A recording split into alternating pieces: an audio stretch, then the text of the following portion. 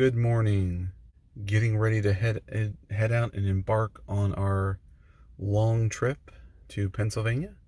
I was going to be charging and top off the battery, but sad I'm having the same problems with EVgo charger. If EVgo is watching or is concerned, I did send in a support ticket, so they are made aware of it. So what we'll probably do is not charge here, unfortunately, and then head across over into Illinois, which isn't too far, and we'll go ahead and just top up over there. Boop. Yeah, I am here, like I said, over in Illinois. We're charging at the Electrify America. Hey, and it actually works. So kudos for Electrify America. But I picked up this guy, and that's actually what I'm using right now to hold the phone steady so that I can use both hands to talk, I guess, because I need both hands to talk or something. And disconnect and stuff and get on our way. Our next stop is going to be in Indiana. Stay tuned, guys, and we'll see you at the next stop. So it's been a trip. We made it here. So last we left off for you guys for the live channel, we topped off, we got to about 96%, and I'm so glad I did that because when I started out going, I had 169 miles to go from that station to this station that we're currently at. 169 miles. And my estimated range, and I do that with air quotes because it said I had 219 miles. That's plenty, right? That's plenty. That's more than 40 miles, right? That's 170. Yeah, that's almost 40 miles. Easily. I barely made it here. In fact, I had about 50 miles left to go, and I was very much contemplating turning back and going 30 miles back just to charge and then go back, and keep going forward. And then I really contemplated it because when I looked at the station on PlugShare said, "Oh, this is under maintenance here. These ones are under maintenance." And I was like, "No, don't tell me that." Luckily enough, the comments calmed me down a little bit. They said it's not under maintenance. It charged just fine, but with the caveat that you may only, one of the 4 stations may only charge at one time. So I got here, there was one other person charging. They were almost done. I waited probably about 20 minutes because I tried to charge while they were charging and it wouldn't initiate at all. Nothing would work. I went ahead, obviously did my business. I went inside and used the restroom, came back out, talked with the gentleman, well, the couple, more with the gentleman, about his new purchase. He just got it Sunday, and I am so sorry that you had to trade in your vehicle, especially the whole reason why you guys were making the trip was for was due to a funeral, and my heart goes out to you guys. I'm sorry that you guys had to trade in your vehicle, but the upside, I was talking with them, I believe they got a Chevy Volt, something, one of those. It's a Chevy. And there are some hiccups, obviously. He said that he's been having some troubles charging during his travel, so I can understand that. So I'm sorry that some of these have been having issues. We're finally charging. I was able to get on the support with Electrify America. Luckily enough, the station was just in a hiccup, as definitely that I know, and I told the lady that I spoke with on support, I said, I work with computers all the time. I am very well aware of the hiccups and the more the inconveniences that computers and stuff can cause. So yes.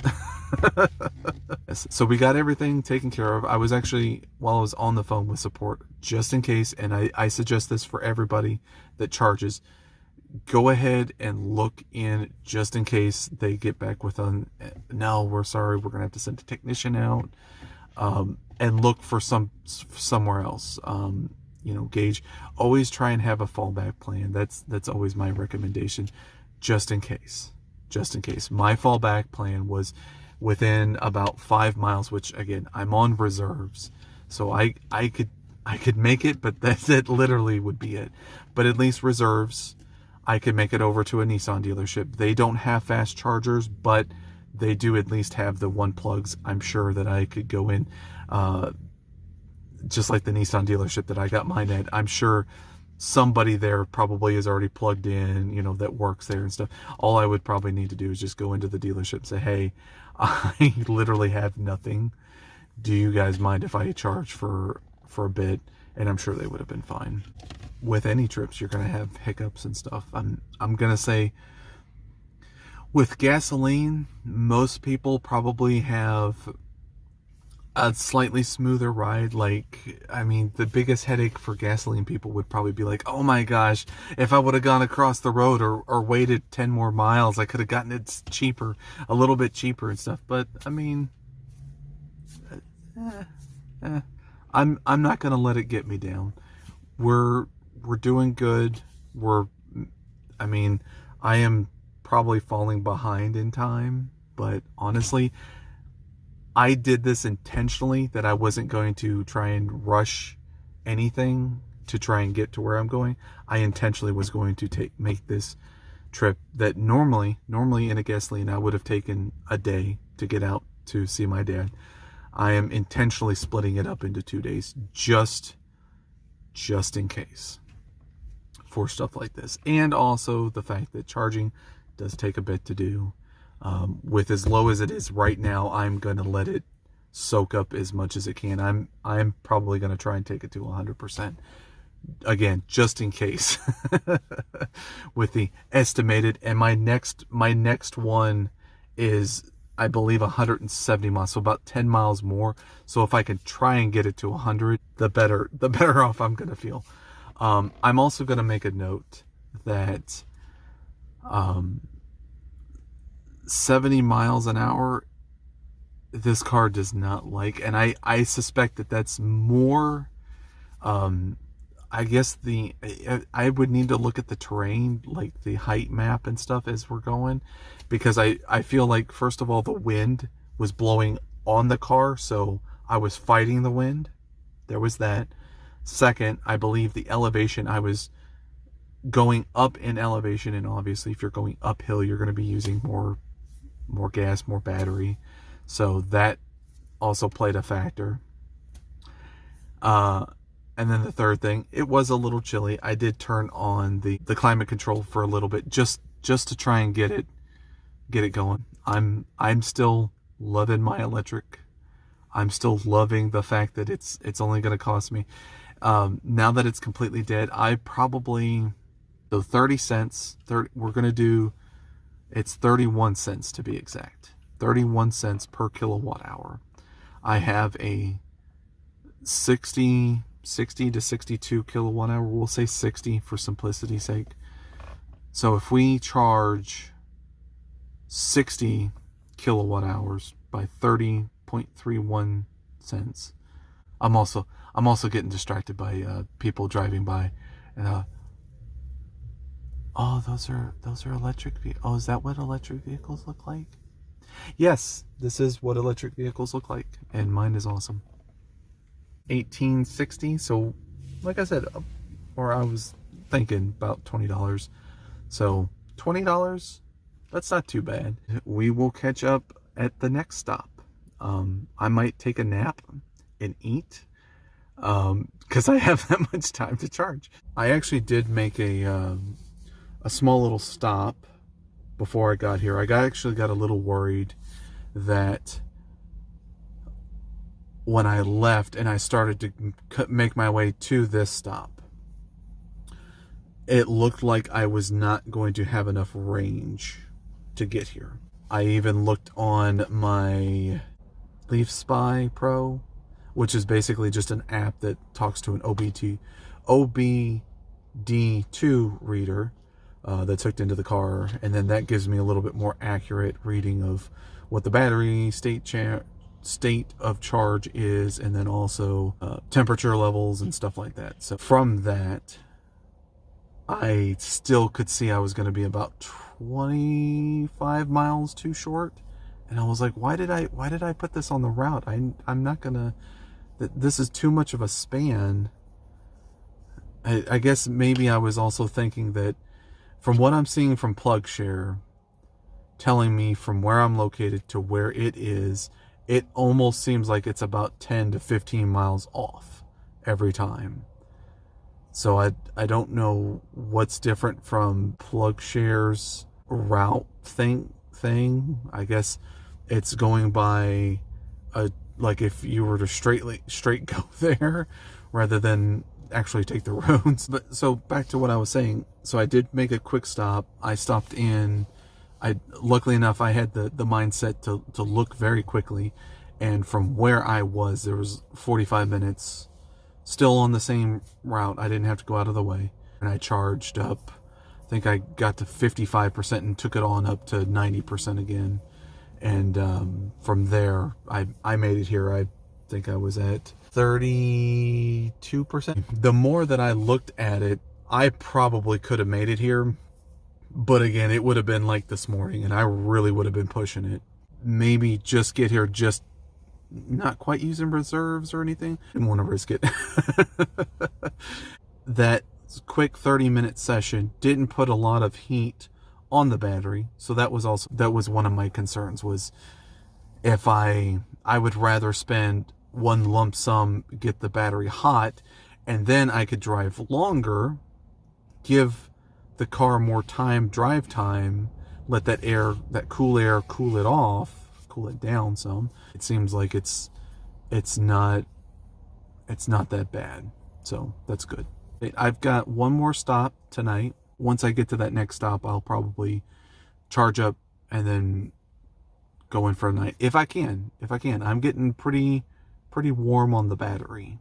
The couple I was mentioning to you guys earlier, I've bumped into them again at this stop. So we caught up about our charging experiences again.